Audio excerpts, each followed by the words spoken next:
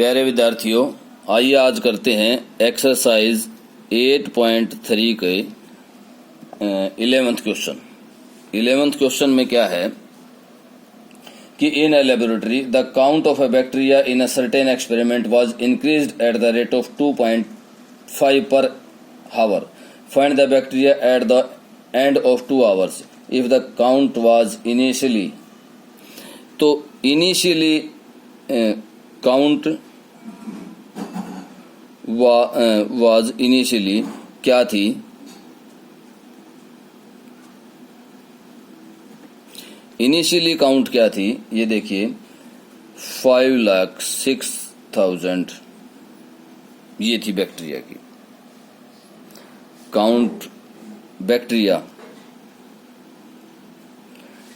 की जो काउंट थी, बैक्टीरियाज काउंट वाज इनिशियली क्या थी हमारे पास?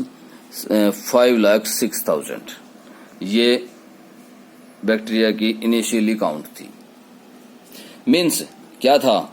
इसको हमें क्या ट्रीट करना है? एज ए प्रिंसिपल ट्रीट करना है। अब क्या है वो rate of increasing at the rate of 2.5%। Means rate क्या है? 2.5% पर हावर, हर घंटे में उसके बढ़ने की जो संख्या है वो है 2.5% पर हावर। और टाइम कितना दिया है? क्या पूछ रहा है कि find the bacteria at the end of 2 hours. Means time क्या है? 2 आवर्स है। सीधा सा हमें फार्मूला लगाना और कुछ नहीं करना। मीन्स अमाउंट निकालना है। अमाउंट या bacteria at the end of 2 hours कि 2 घंटे बाद बैक्टीरिया क्या होगा। तो हमें सीधा सा क्या निकालना? किसका फार्मूला लगाना है? अमाउंट का फार्मूला लगाना है। 2.5/100 और इसकी पावर क्या आ जाएगी? 2 आ जाएगी। इस तरह से आप इसको जब आगे करेंगे तो ये आ जाएगा। मैं इस पॉइंट के लिए नीचे 0 बढ़ा देता हूँ।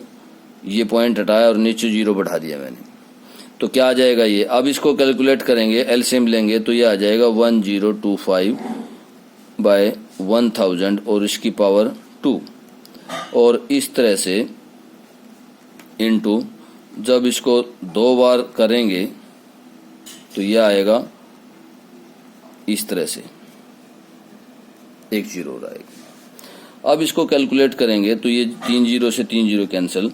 और इनको कैलकुलेट करने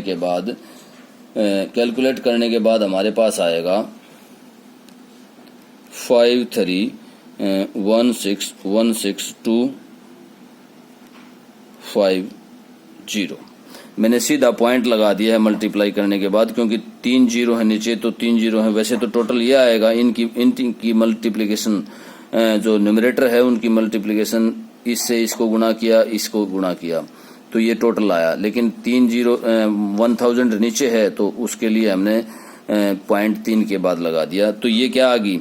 ये आ गई the count of bacteria at the end of 2 hours. 2 घंटे के बाद बैक्टीरिया की काउंट ये आई है हमारे पास।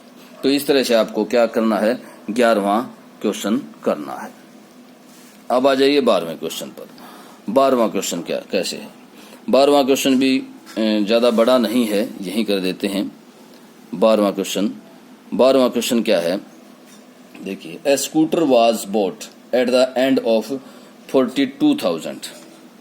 मीन्स प्रिंसिपल क्या है हमारे पास? 42,000 प्रिंसिपल ऑफ स्कूटर लगा लीजिए जो उसने दिया है, स्कूटर वाज बॉट। उसके बाद इट्स वैल्यू डेप्रिशिएट।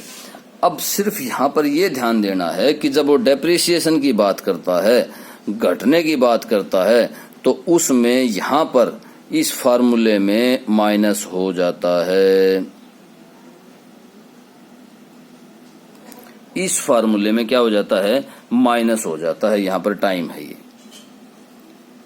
ये माइनस हो जाता है यहाँ पर।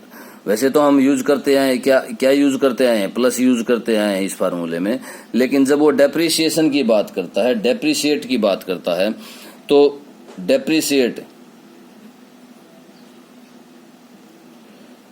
डेप्रिसिएटेड एट रेट, किस रेट पर डेप्रिशिएट हो रहा है वो 8% पर एनम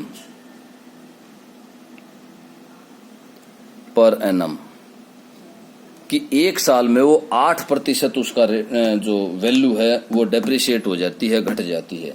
तो find the value after 1 year. उसने टाइम क्या दिया है, टाइम दिया है 1 ईयर।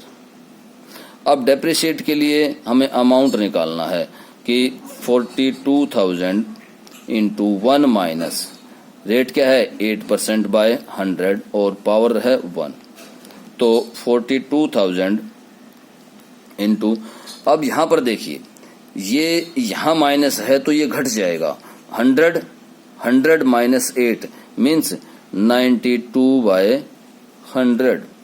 ये ध्यान रखना है, यहाँ पर जब माइनस है तो अक्सर बच्चे यहाँ गलती करते हैं, विद्यार्थी यहाँ गलती करते हैं, वो प्लस कर देते हैं क्योंकि वो हैबिचुअल हो चुके हैं प्लस के। तो यहाँ ये ध्यान रखना है कि 100 अगर जब एलसीएम लेंगे यहाँ पर तो 100 माइनस 8 होगा तो वो कितना आ जाएगा 92 बाई 100, और इसको जब कैलकुलेट करेंगे तो हमारे पास क्या आ जाएगा 38,640 रुपीज। तो ये क्या आया है, ये आया है the value depreciated value at after 1 year. क्या ये इसमें लिखेंगे आप कि डेप्रिसिएटेड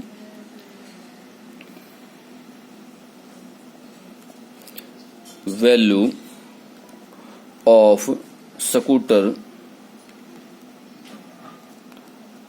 आफ्टर 1 ईयर, कि 1 साल बाद। ये क्या है, ये है depreciated value of a scooter after 1 year. तो इस तरह से आप 11वां और 12वां क्वेश्चन करेंगे। बिल्कुल आसान है, कोई दिक्कत नहीं है। Okay, thank you.